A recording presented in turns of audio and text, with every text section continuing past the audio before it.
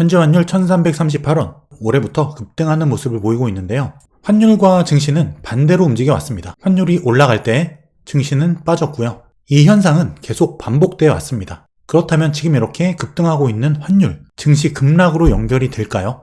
이 환율이 앞으로 어떻게 될지 주가 하락의 원인과 증시 반등 타이밍을 분석해 보겠습니다. 자, 먼저 환율이 급등하고 주가가 하락하는 이유를 말씀드리면, 먼저 주가 하락은 단순히 급등에 따른 자연스러운 조정으로 볼 수 있다. 그리고 환율이 급등한 이유, 가장 큰 건 이 두 개예요. 국채 금리 상승 그리고 달러의 급등입니다. 그거 말고도 지금 금리 조기 인하 기대감이 줄어들고 있다. 금리를 3월이 아니라 5월 이후에 올릴 수도 있을 것 같아. 이런 불안감.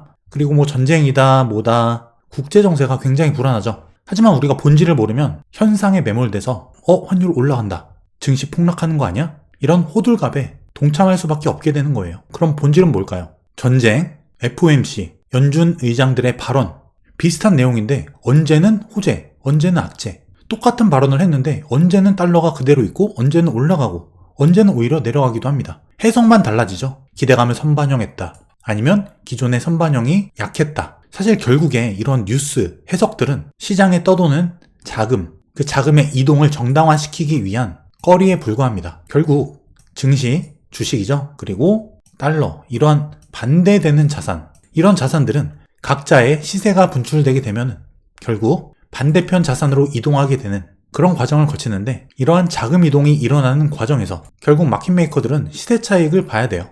오른 자산은 내리고 내린 자산은 올리고, 이 과정에서 시세 차익이 극대화되죠. 결국 국채, 달러, 하락 이후 지금 둘 다 반등권에 들어와 있는데, 모든 자산은 한 번에 내리꽂을 수가 없어요. 국채나 달러 모두 자금이 들어가서 시세 차익을 보는 시장입니다. 싸게 사서 비싸게 파는 똑같은 시장이라는 거예요. 그렇다면 큰 하방 시세가 나왔을 때 반등은 필수로 하는 거죠. 우리는 이 본질을 이해할 필요가 있습니다. 자, 국채 4.08, 달러 103포인트. 2024년 들어서 굉장히 급등을 보이고 있는데, 이로 인해서 증시 밀어내기, 즉 증시가 하락을 조정을 보여주고 있는 이런 현상과 연결이 되고 있죠. 자, 이로 인해서 올해 3월달 FOMC 금리 인하 가능성이 3월달 77%에서 60%로 급락합니다. 이게 확 꺾인 거죠. 결국 증시가 S&P 500 전 고점 부근에 다다랐어요. 이 구간에서는 고점에 물린 매물들이 출회합니다. 그리고 9주 연속 양봉, 최근 들어 유례없는 급등장이었죠. 조정은 너무나도 자연스러운, 당연한 수순이었다. 이상할 게 전혀 없다는 거예요. 여기에 무슨 다른 이슈들 끼워 맞출 필요가 없다는 겁니다.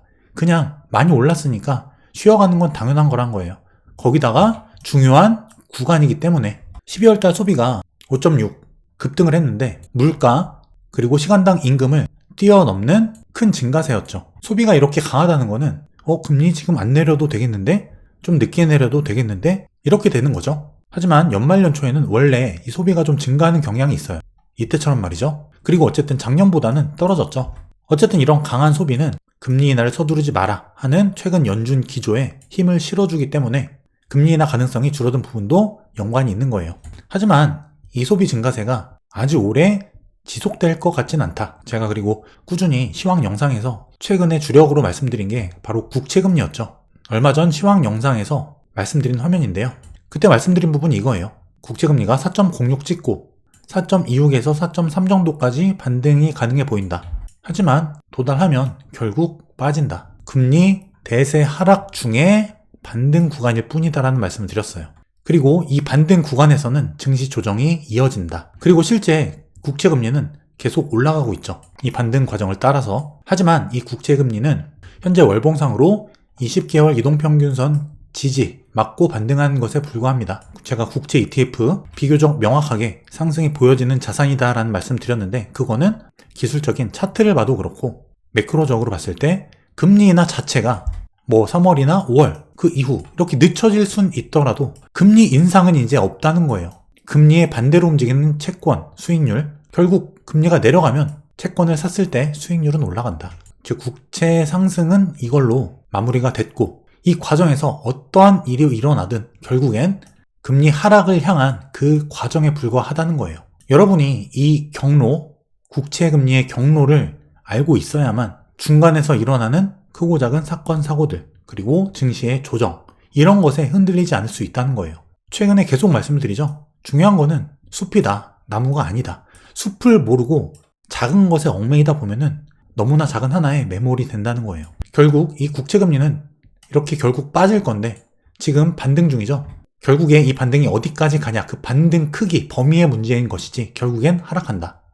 이걸 기억하시면 돼요. 그리고 말씀드린 환율, 월봉입니다. 자, 굉장히 이번 달 월봉이 강하죠. 강세 패턴인데 단번에 5개월 이평선, 20개월 이평선을 모두 뚫어서 장대 양봉이 박힌 상태예요.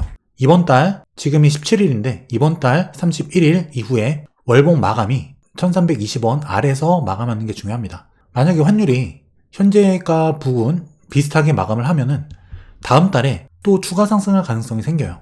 그렇기 때문에 가급적 이번 달에 이 아래로 빠져주면 가장 좋다.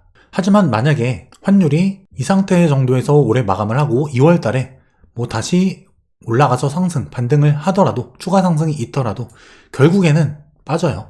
환율은 결국 빠집니다. 결국 이것 또한 증시 조정의 범위일 뿐이지 결국에 증시는 상승한다는 거죠. 그리고 그 기간과 조정의 크기는 이 환율의 움직임을 통해서 알 수 있다. 하지만 가장 중요한 거는 현재 국채입니다. 제가 말씀드린 이러한 국채의 움직임, 현재 이런 모양이에요.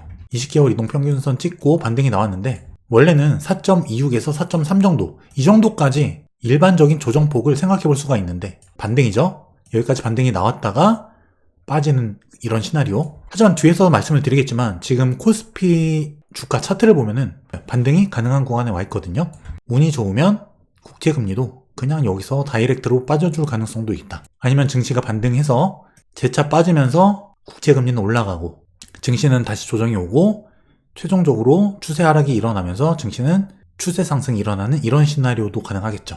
어쨌든 반등 범위의 문제지 결국 빠진다는 겁니다.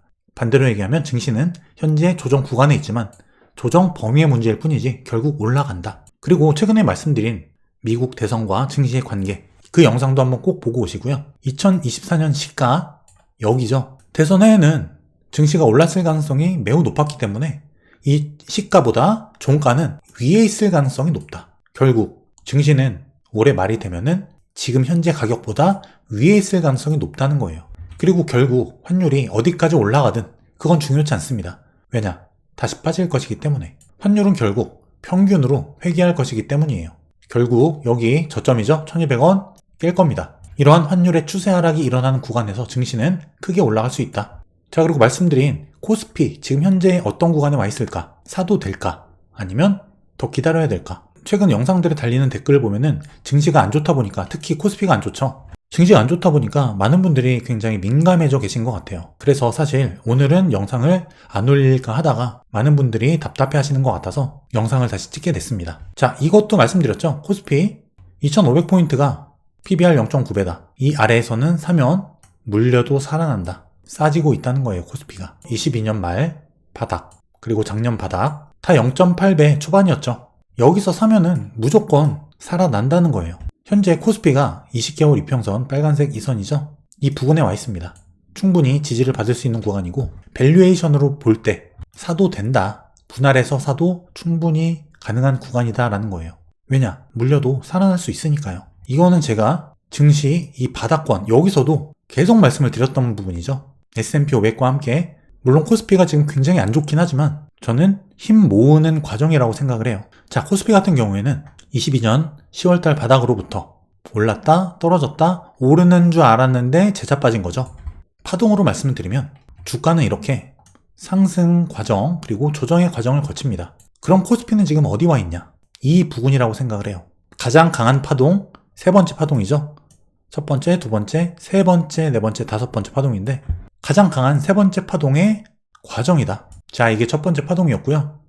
두 번째 조정, 그리고 지금은 가장 강한 세 번째 파동이 나가는 구간인데 그 과정의 첫 번째 상승 그리고 두 번째 조정입니다. 결국 이 조정은 분할 매수가 가능한 조정이란 의미고 가격적으로 놓고 봤을 때도 현재 제가 맥점으로 생각하고 있는 2428포인트, 오늘 증시가 2429포인트에서 반등을 했는데요. 그리고 현재 2493포인트예요.